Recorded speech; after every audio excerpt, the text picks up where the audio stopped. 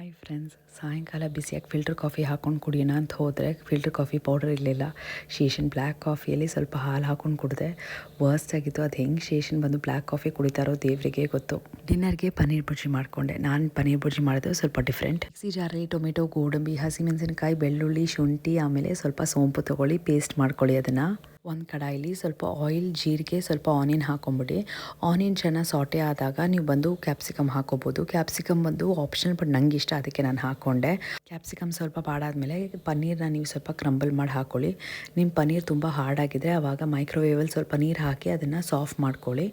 ಇದೆಲ್ಲ ಸ್ವಲ್ಪ ಬಾಡ್ಕೊಂಡಾದಮೇಲೆ ನೀವು ಬಂದು ಎಲ್ಲ ಮಸಾಲಾಸ್ ಹಾಕೋಬೋದು. ನಾನು ಬಂದು ಸ್ವಲ್ಪ ರೆಡ್ ಚಿಲ್ಲಿ ಪೌಡ್ರು, ಧನಿಯಾ powder, jeera powder, garam masala, kitchen king, ಸ್ವಲ್ಪ ಬೆಲ್ಲ, ಸ್ವಲ್ಪ ಶಾಹಿ ಪನ್ನೀರ್ ಬಟರ್ ಮಸಾಲ ಪೌಡ್ರು, ಆಮೇಲೆ ಸ್ವಲ್ಪ ಕಸ್ತೂರಿ ಮೇಥಿ ಹಾಕ್ಕೊಂಡೆ. ಇದಕ್ಕೆ ರುಬ್ಬಿಟ್ಟಿರೋ ಪೇಸ್ಟ್ ಹಾಕ್ಕೊಳ್ಳಿ. ಚೆನ್ನಾಗಿ ಬಾಯ್ಲ್ ಆಗಲಿ ಒಂದು 5 to 10 minutes.